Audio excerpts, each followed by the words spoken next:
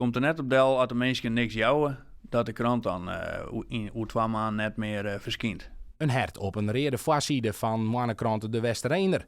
Uitjouwer Pieter-Jan Heidstra hoopt mij een speciale donatieactie op deze Valentijnsdag op stiepen van de lezende mierskip. Het is gewoon dat we toch eventueel de bijdrages die we ontvangen van de lezers, dat we het niveau van onze kranten en met name ook dat we onze lezers betjenen willen met een echte verstreiner. En dat we net vervallen in heel volle krantjes worden verschijnen. Maar alleen maar wat ingezonden stukjes en et cetera. We gaan echt met de interviews en met de lezers en met onze journalisten gaan echt de diepte in. Ja, en dat inderdaad, wat zij dat kost geld. Met een oplage van haast 40.000 stuks zullen een soort noordloos Friezen nu het vreemd opzien van de omslag. Voor de uitjouwer van de kranten worden de kosten ook al jaren hoger. Tuurlijk, de krantenwereld staat wel onder druk. En het heeft een beetje met de enorme prijsstijgingen van papier en drukwerk.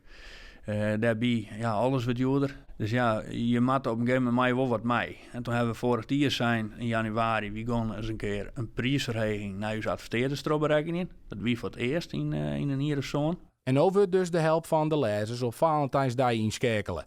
In de maarteditie zal Heidstra bekendmaken wat de opbrengst van de actie is. Dat nou is het zo dat wie van doel ben om de verstreiner in ieder geval de komende jaren nog vergeefs bij de mensen door de bus te dwan.